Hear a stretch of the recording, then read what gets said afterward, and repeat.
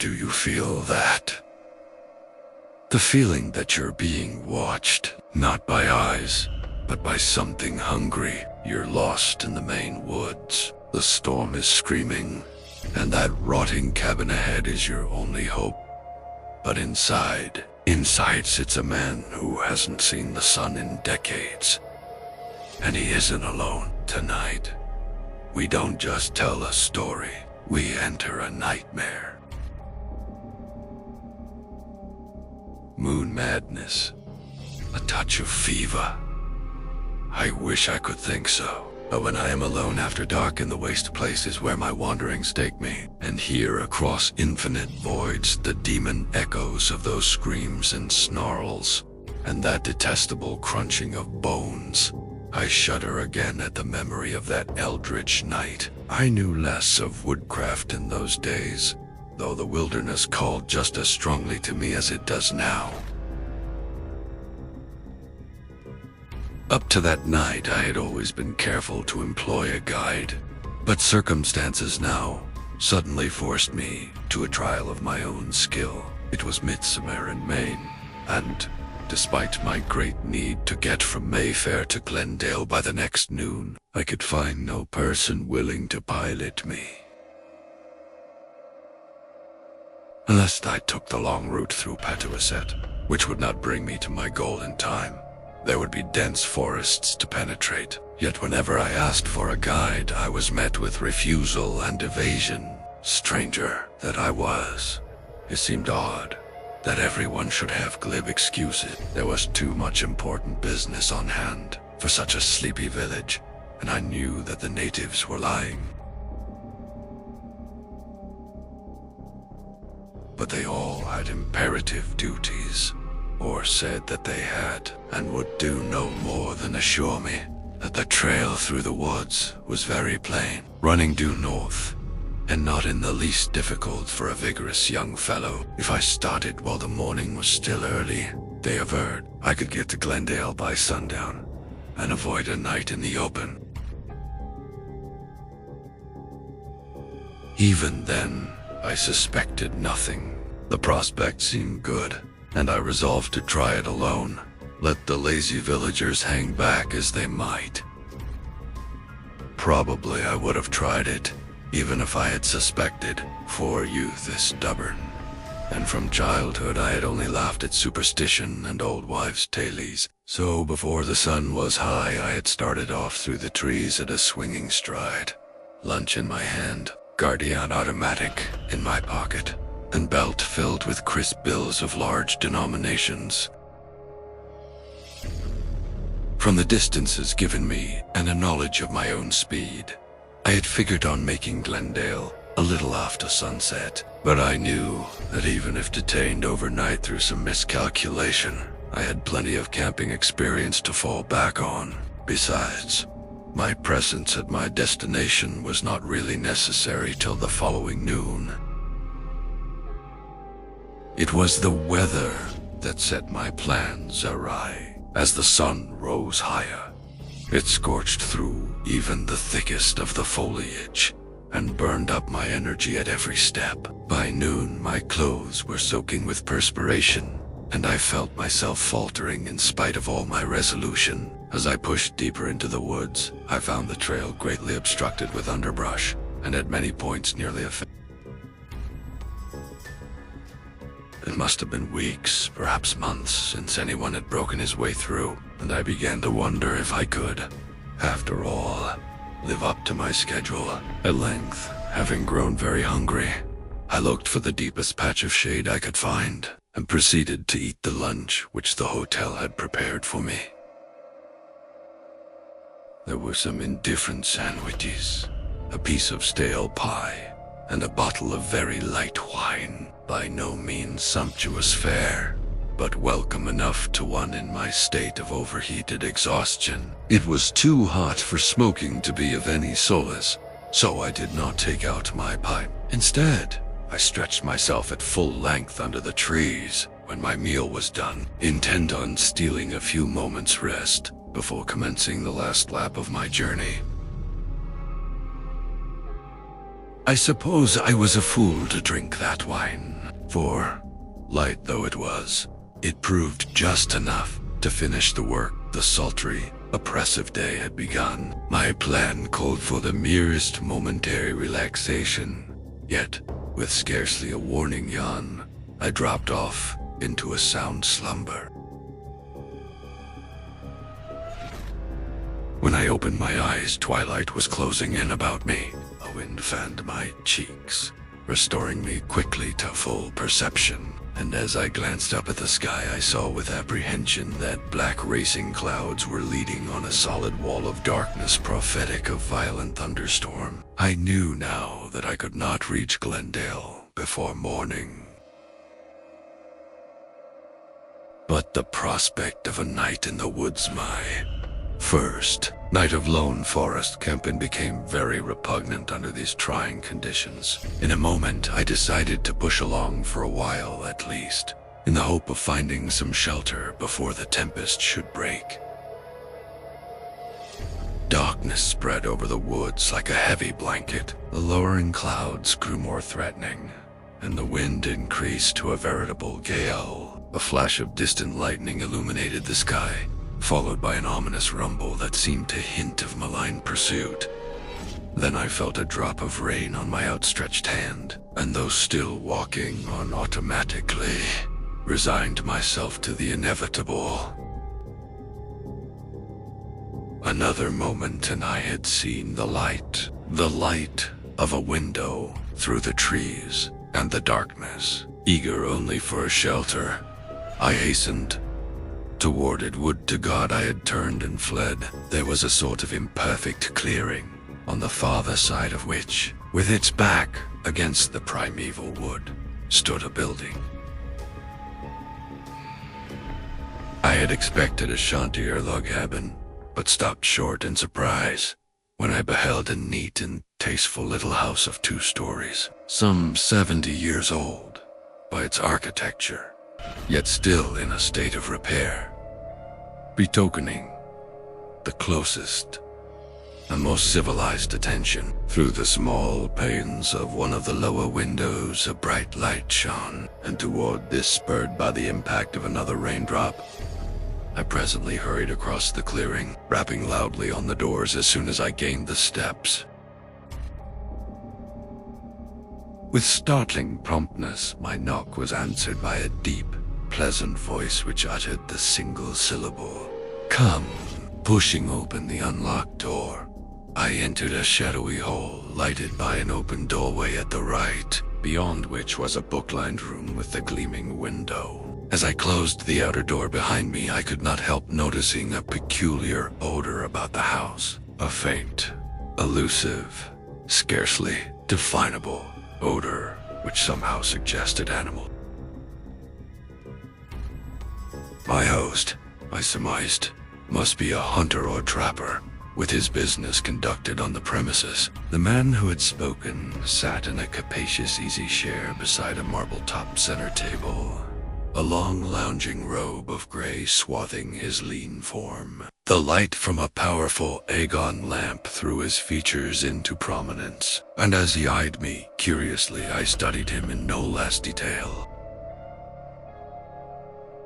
He was strikingly handsome, with thin, clean-shaven face, glossy flaxen hair, neatly brushed, long, regular eyebrows that met in a slanting angle above the nose, shapely ears set low and well back on the head, and large, expressive gray eyes, almost luminous in their animation. When he smiled a welcome, he showed a magnificently even set of firm white teeth, and as he waved me to a chair, I was struck by the fineness of his slender hands, with their long, tapering fingers whose ruddy, almond-shaped nails were slightly curved and exquisitely manicured. I could not help wondering why a man of such engaging personality should choose the life of a recluse. "Sorry to intrude," I ventured, "but I've given up the hope of making Glendale before morning, and there's a storm coming on which sent me looking for cover." As if to corroborate my words, there came at this point a vivid flash, a crashing reverberation, and the first breaking of a torrential downpour that beat maniacally against the windows. My host seemed oblivious to the elements and flashed me another smile when he answered. His voice was soothing and well-modulated, and his eyes held a calmness almost hypnotic. "You're welcome to whatever hospitality I can offer, but I'm afraid it won't be much. I've a game leg, so you'll have to do most of the waiting on yourself. If you're hungry, you'll find plenty in the kitchen. Plenty of food, if not of ceremony." It seemed to me that I could detect the slightest trace of a foreign accent in his tone, though his language was fluently correct and rising to an impressive height.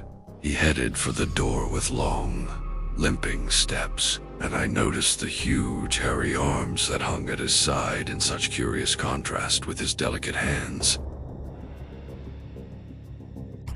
"Come," he suggested.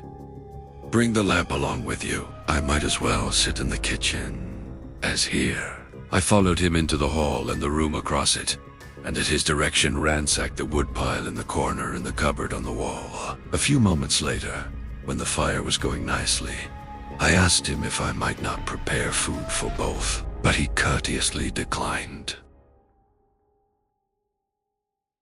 "It's too hot to eat," he told me. "Besides, I had a bite before you came. After washing the dishes left from my lone meal, I sat down for a while, smoking my pipe content." My host asked a few questions about the neighboring villages, but lapsed into sullen taciturnity when he learned I was an outsider. As he brooded there silently, I could not help feeling a quality of strangeness in him, some subtle alienage that could hardly be analyzed. I was quite certain, for one thing, that he was tolerating me because of the storm rather than welcoming me with genuine hospitality. As for the storm, it seemed almost to have spent itself outside. It was already growing lighter, for there was a full moon behind the cloud sand.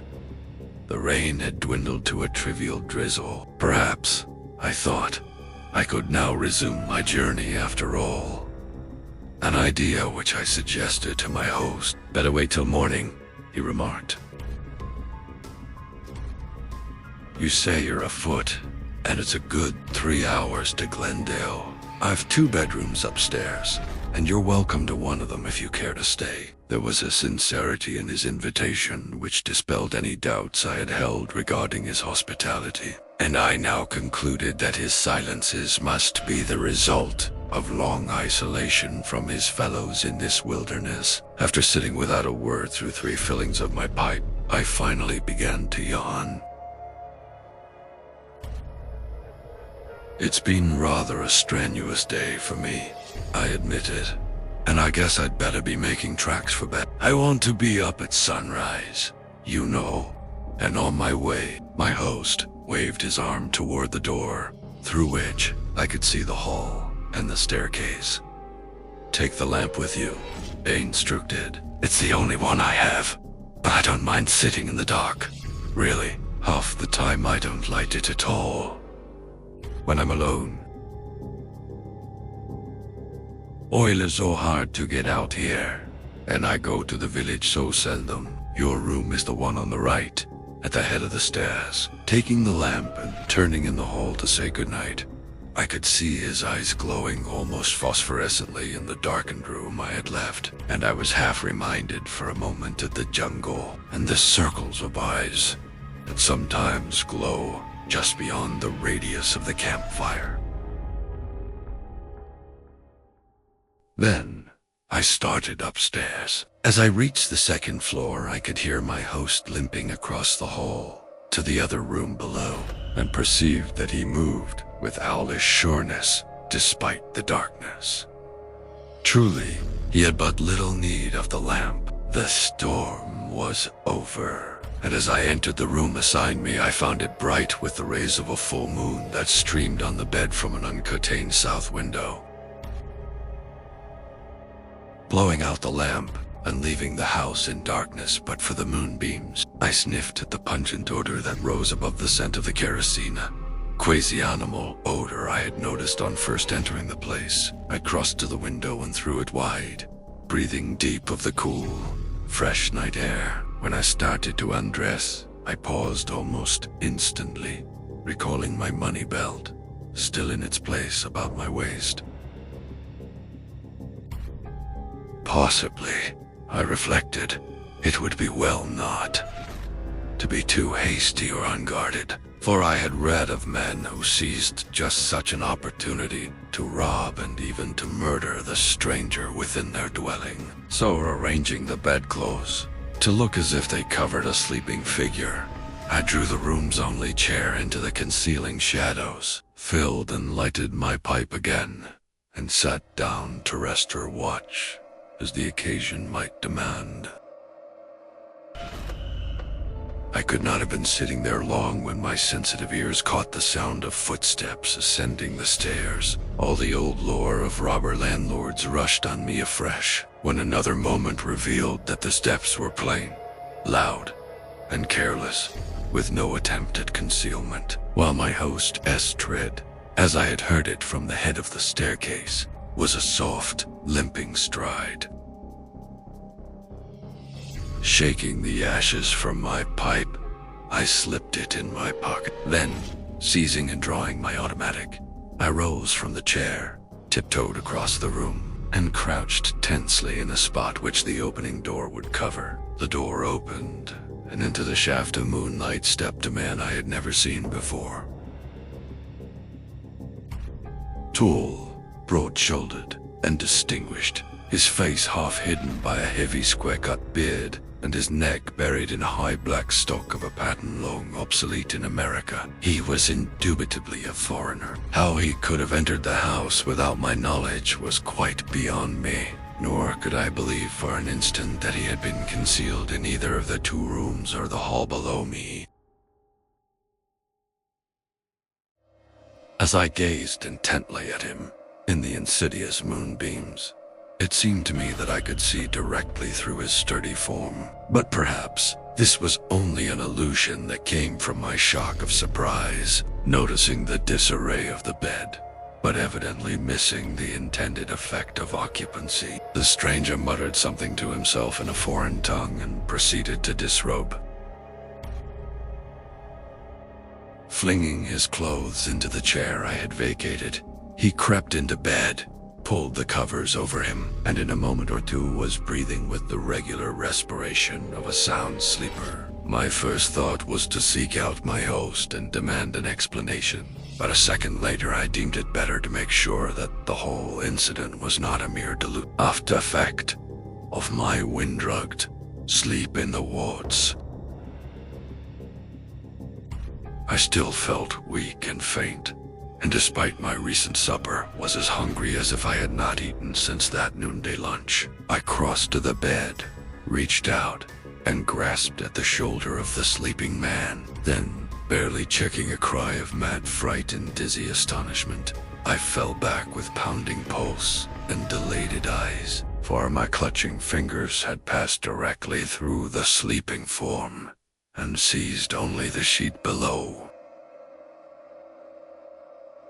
A complete analysis of my jarred and jumbled sensations would be futile. The man was intangible, yet I could still see him there, hear his regular breathing, and watch his figure as it half turned beneath the clothes. And then, as I was quite certain of my own madness or hypnosis, I heard other footsteps on the stairs. Soft, padded, dog-like, limping footsteps, pattering up,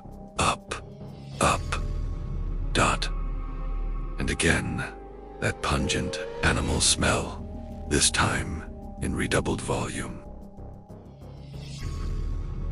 Dazed and dream-drowsed, I crept once more behind the protecting open door, shaken to the marrow, but now resigned to any fate known or nameless. Then, into that shaft of eerie moonlight, stepped the gaunt form of a great gray wolf. Limped, I should have said, for one hind foot was held in the air, as though wounded by some stray shot. The beast turned its head in my direction, and as it did so, the pistol dropped from my twitching fingers and clattered unheeded to the floor. The ascending succession of horrors was fast paralyzing my will and consciousness, for the eyes that now glared toward me from that hellish head were the grave eyes of my host as they had peered at me through the darkness of the kitchen. I do not yet know whether it saw me. The eyes turned from my direction to the bed and gazed gluttonously on the spectral sleeping form there. Then the head tilted back, and from that demon throat came the most shocking ululation I have ever heard. A thick, nauseous, lupin howl that made my heart stand still. The form on the bed stirred, opened his eyes, and shrank from what he saw. The animal crouched quivering, and then us. The ethereal figure uttered a shriek of mortal human anguish and terror that no ghost of legend could counterfeit, straight for its victim's throat. Its white, firm, even teeth flashing in the moonlight as they closed on the jugular vein of the screaming face. The scream ended in a blood-choked gurgle, and the frightened human eyes turned glassy.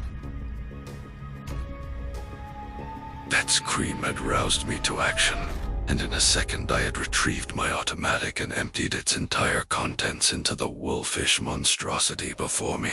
But I heard the unhindered thud of each bullet as it embedded itself in the opposite wall. My nerves gave way. Blind fear hurled me toward the door, and blind fear prompted the one backward glance in which I saw that the wolf had sunk its teeth into the body of its quarry. Then came that culminating sensory impression and the devastating thought to which it gave birth. This was the same body I had thrust my hand through a few moments before, and yet, as I plunged down that black nightmare staircase, I could hear the crunching of bones. How I found the trail to Glendale, or how I managed to traverse it, I suppose I shall never know. I only know that sunrise found me on the hill at the edge of the woods, with the steepled village outspread below me, and the blue thread of the Katak was sparkling in the distance. Hatless, coatless, ashen-faced, and as soaked with perspiration as if I had spent the night abroad in the storm, I hesitated to enter the village till I had recovered at least some outward semblance of composure. At last I picked my way downhill and through the narrow streets with their flagstone sidewalks and colonial doorways till I reached the Lafayette House, whose proprietor eyed me as, "Where from so early, son? And why the wild look?" "I've just come through the woods from Mayfair." "You came through the devil's woods last night and alone?" The old man stared with a queer look of alternate horror and incredulity. "Why not?" I countered. I couldn't have made it in time through Potawatomi, and I had to be here not later than this noon, and last night was full moon. My God. He eyed me curiously. "See anything of Vasily Algranikov? Or the Count? Say, do I look that simple?" "What are you trying to do, jolly me?" But his tone was as grave as a priest's as he replied, "You must be new to these parts, Sonny. If you weren't, you'd know all about Devil's Woods, and the full moon, and Vasily and the rest." I felt anything but flippant, yet knew I must not seem serious after my earlier remarks. "Go on, I know you're dying to tell me. I'm like a donkey all ears." Then he told the legend in his dry way, stripping it of vitality and convincingness through lack of coloring, detail, and atmosphere. But for me, it needed no vitality or convincingness that any poet could have given. Remember what I had witnessed. and remember that I had never heard of the tale until after I had had the experience, and fled from the terror of those crunched phantom bones. There used to be quite a few Russians scattered betwixt here, and Mayferte Kamea, one of their nihilist troubles back in Russia. Vasily Aukrannikov was one of Emetol, thin, handsome chap with shiny yellow hair and a wonderful manner. They said, though, that he was a servant of the devil, a werewolf, an eater of men. He built him a house in the woods about a third of the way from here to Mayfair and lived all alone. Every once in a while, a traveler would come out of the woods with some pretty strange tale about being chased by a big wolf with shining human eyes. One night, somebody took a pot shot at the wolf, and the next time the Russian came into Glendale, he walked with a limp. That settled it. There wasn't any mere suspicion now, but hard facts. Then he sent to Mayfair for the Count. His name was Fyodor Chernevsky, and he had bought the old gambrel-roofed Fowler place up State Street to come out and see him. They all warned the Count, for he was a fine man and a splendid neighbor, but he said he could take care of himself. All right. It was the night. It was the night of the full moon. He was brave as they make, and all I did was to tell some men he had around the place to follow him to Vasily's if he didn't show up in decent time. They did dandy. Tell me, Sonny, that you've been through those woods at night. Sure, I tell you, I tried to appear nonchalant. I'm no count, and here I am to tell the tale. But what did the men find at Aukrannikov's house? They found the Count's mangled body, Sonny, and a gaunt gray wolf hovering over it with blood-slavering jaws. You can guess who the wolf was, and folks do say that at every full moon. But Sonny, didn't you see or hear anything? Not a thing. Pop, and say, what became of the wolf? Or why, son, they killed it, filled it full of lead, and buried it in the house, and then burned the place. Dan, you know all this was 60 years ago when I was a little shaver, but I remember it as if 'twas yesterday. I turned away with a shrug of my shoulders. It was all so quaint and silly and artificial in the full light of day. But sometimes when I am alone after dark in waste places, and hear the demon echoes of those screams and that detestable crunching of bones, I shudder again at the memory of that eldritch night.